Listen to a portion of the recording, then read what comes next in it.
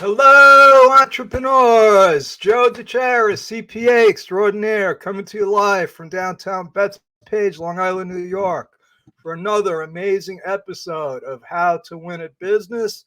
And this is another in a long series of how to win at your tax return. Think about that.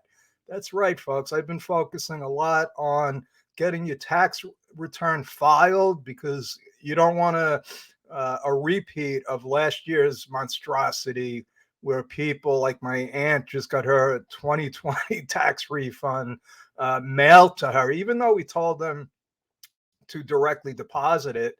The funny thing is now the IRS is uh, spouting out that people should ask for direct deposit. So I don't know what that's all about. Actually, I do.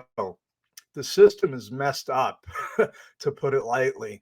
And one of my missions is to help you, the taxpayer, the unwilling taxpayer, the people that don't have a choice but to file taxes, which is hundreds of millions of people have to file taxes, and try to make it as easy as possible, because the truth is that it is unbelievably complicated. Even the most simple return, somebody with just a W-2, you don't know if you're going to get a credit. And I mean, there's an expanded earned income credit if you have a child, and you got an advanced child tax credit.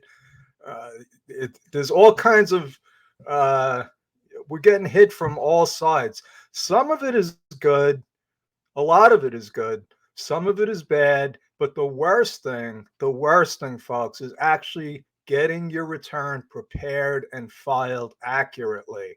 Because if it's not accurate and you're expecting a refund, guess what? If you're expecting a refund and there's one piece of information that's not entered correctly, you go to the back of the line. Now, also, and the IRS is being upfront about this, anybody that claims a child tax credit is going to, you're not going to see your refund until March. So even if you file it now, which the IRS gates open on Tuesday, January 25th, to file your return. But if you're due a credit, you're not going to see it hopefully the beginning of March. So if you most people can see their refund in 2 or 3 weeks. So you might have to wait another 2 or 3 extra weeks to get your refund, which really goes against everything that they say they're trying to do. They want to get money in the hands of people. So, I don't know whether to be happy, sad, but what I do know is everybody needs a tax preparer or some guidance. And tonight I'm going to share with you some of the ways that you could actually find a tax preparer, because unfortunately, folks, I can't do millions of tax returns. I love doing people's tax returns. And if you have a question, a comment, a situation, please feel free to book a free chat with me at timewithjoe.com. It's simple, it's painless. Please don't make it, and don't book an appointment to just chat and get to be friends. If you want to do that, I'm more than happy to meet you at our mastermind. I'm trying to, here it is. Mastermind with Joe. We meet every Friday, 11:30 p.m. to 1, no, 11:30 a.m. to 1 p.m. Eastern Standard Time. We play games, we give away prizes, and most important, we learn. We teach each other and we learn from each other's knowledge and experience. And tonight, folks, what I really want to do is talk about how you can find a good, competent tax preparer and stay away from those criminally minded tax preparers. Because believe it or not, most of the tax scams are perpetrated by, guess who? Criminal tax preparers. And we're going to talk a little bit about that. Let me get rid of this mastermind with Joe. Uh, And so you'll see that I have been using a lot of the tools and resources that the IRS themselves are providing, because it's easy and a lot of it is good. If you know me, I've been poo-pooing a lot of stuff that the IRS puts out as self-serving, scaring the public, and that's still true. But recently, I found a lot of very helpful information on the website. It might, I don't know if it has anything to do with them getting slammed for all the problems after and during the pandemic. You know, all the pandemic really did was magnify how bad they are. And when I say how bad they are, I'm not talking about the individuals that work at the IRS, because my aunt worked there, my brother-in-law worked there. I know plenty of people that work there. I don't know anybody that's working there now, but if you are, God bless you. I feel for you. And believe me, I am not ever going to take the brunt of my frustrations out on you, the person that's actually trying to help. Because in my experience, with a few exceptions, every time I've gotten in touch or had to get in touch with the IRS, I've dealt with people that were professional, courteous, and were just trying to do their job. And my job tonight is to help you try to find a competent tax preparer. And going to the website, and I actually put the link to this page in the site. You have to you have to hunt for this if you're not. But another way to find this is if you just simply Google IRS needs somebody to prepare your tax return. Okay, so if you're not watching live, if you're watching the replay and you can't get to the link, just Google need someone to prepare your tax return. I'm going to put this in the chat. And first let me cover the people that can't afford a tax preparer or think they can't afford one, because the truth is, even the franchise companies, I'm not going to name any, but you know who they are. It costs hundreds of dollars to even get a simple return done, and that's the going rate. So let's go to uh, the free file. Where do I have this? Oh, that's in another page. So here is a free file, do your taxes for free. And this is not a scam, folks. I know there's companies out there that say they'll file your federal return for free, but lo and behold, you got to still file your state if you're in a state that has an income tax. Some of them don't, like Texas, Nevada, Florida, Wyoming. They don't have personal income taxes. But if you're in one of those states that do, what good is it to just file your federal? Because you still have to file the state, and they're going to hit you for fees for filing the state. Okay. And then they're probably going to nickel and dime you for all kinds of other things. This is not the same. Okay. So, what I've been telling people, like, I live in New York State, and they have a piggyback program where you can go on there, file your federal and your state tax return for free. Anybody whose adjusted gross income is 73,000 or less. Okay, so that's like, let's say you made 75,000 and you had $3,000 worth of stock losses. So now your adjusted gross income is 72,000. And if you have a question about what AGI is, you could just go through this. And so what they say is answer a few simple questions, and this is guided. So now I haven't done this myself, but I went through it, and you could, hopefully, if you can't trust the IRS with this, then you're in real trouble.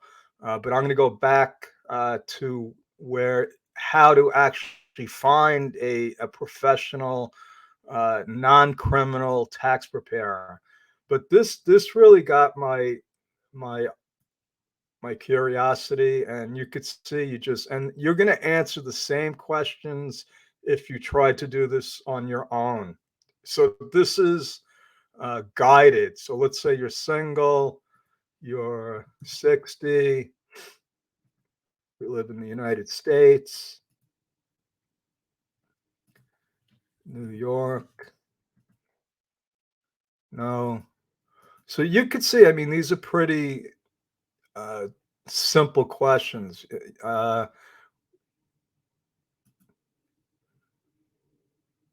Okay, so pre-tax wages, that's if you get a W-2. Some of these terms, you might not uh, get, but let's say we made $72,900.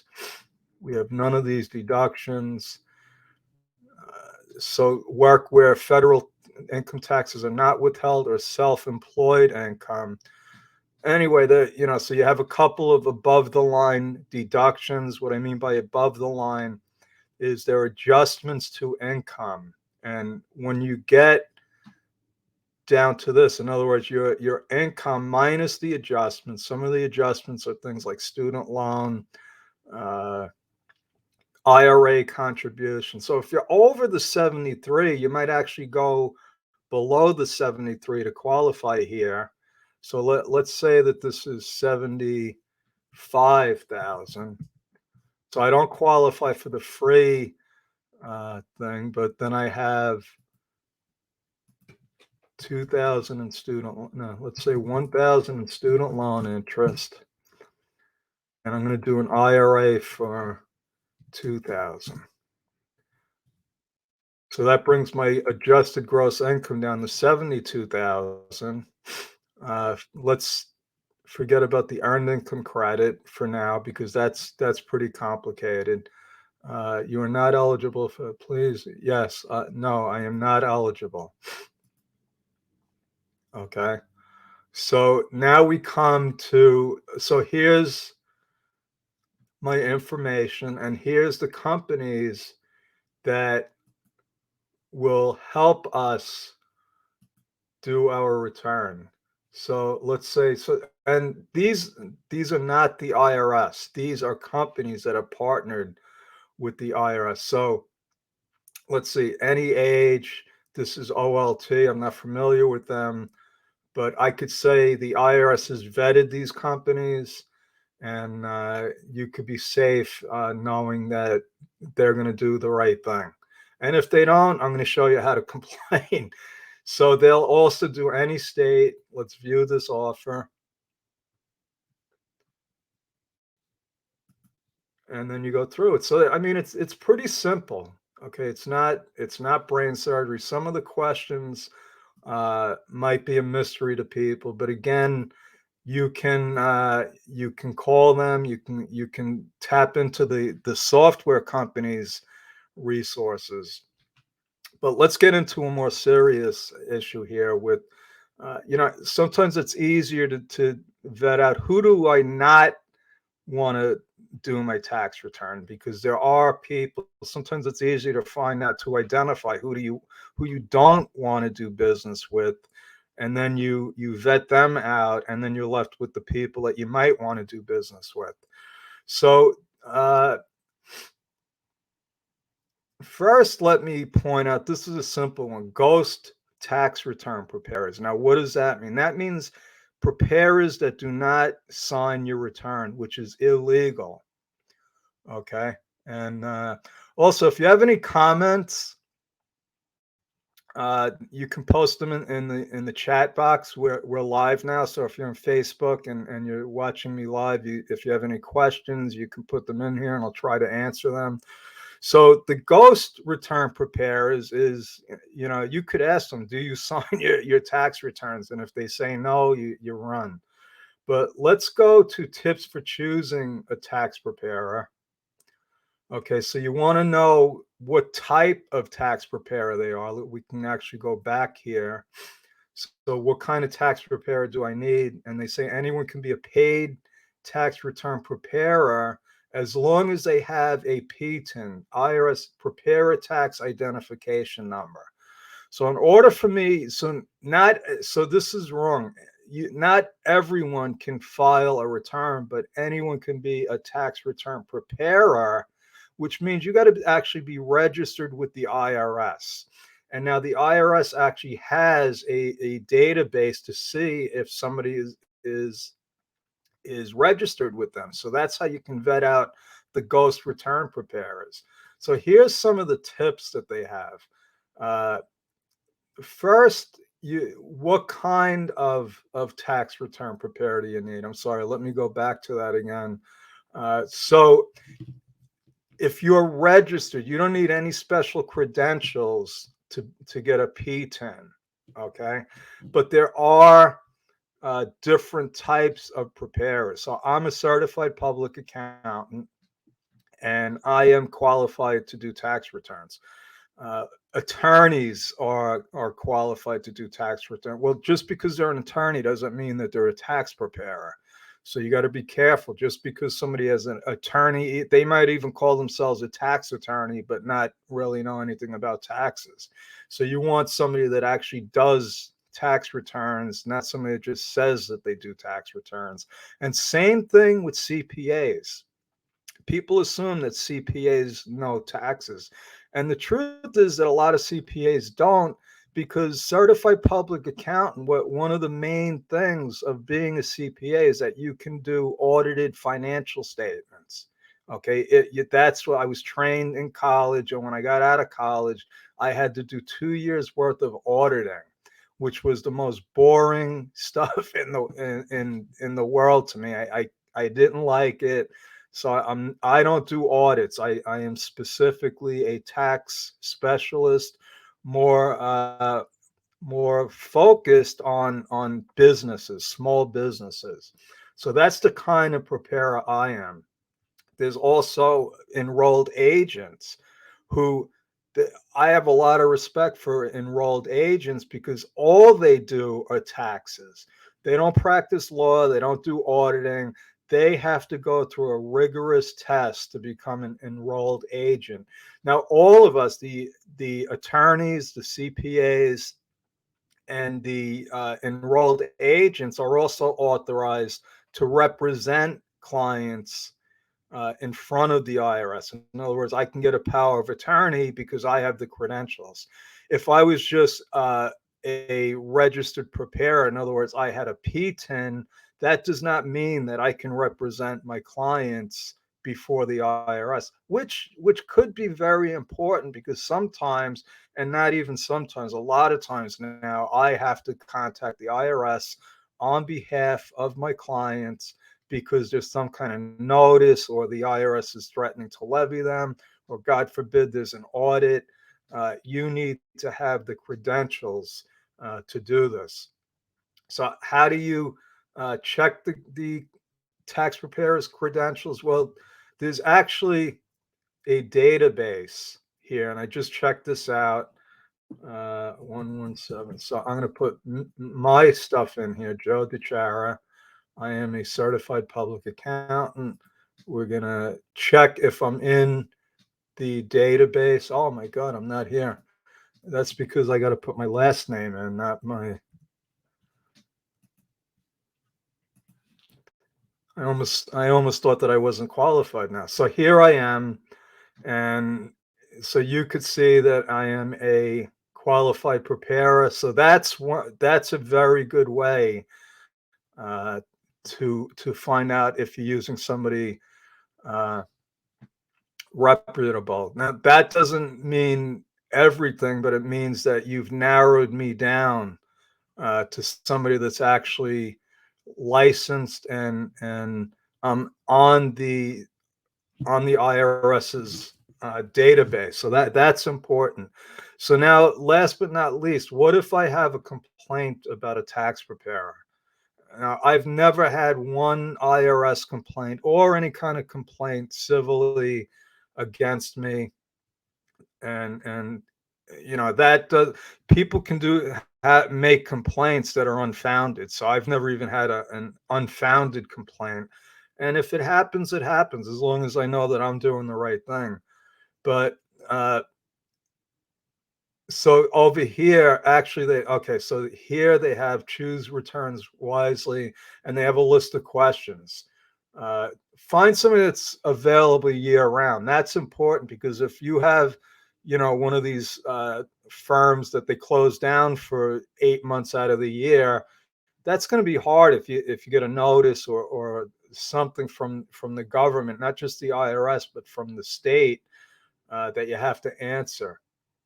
Ask them if they have a P10. Like I said, anybody ever asked me for my P10, I would be happy to give it to them, and my federal tax ID number because it's on the return.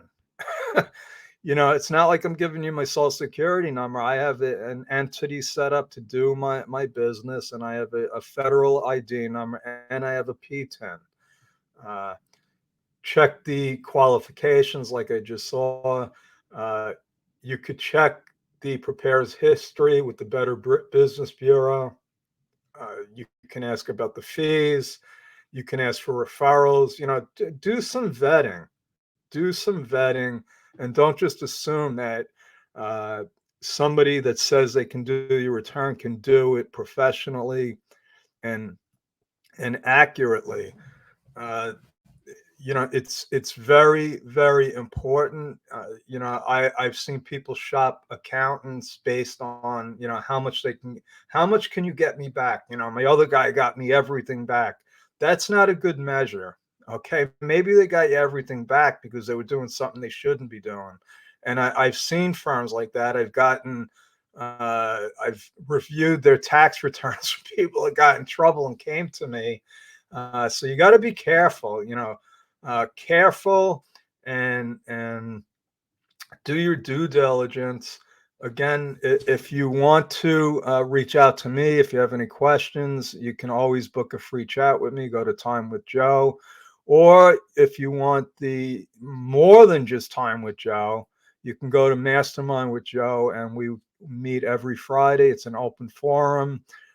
Also, every month we have a free workshop, and you can find the free workshop by going to bedrockbusinessbuilders.com. You can go to the events link, and every month we have another workshop on different topics. And again, there's an open forum where you can get to Stump Joe DeChara. So that's my story. I'm sticking with it. When you file your return, if you're required to file, make sure that you find a good, competent tax preparer. Okay, that's my story. I'm sticking with it. God bless. And if you're on the East Coast, watch out for the storm. I heard it's going to be a doozy. Okay, thank you. Good night.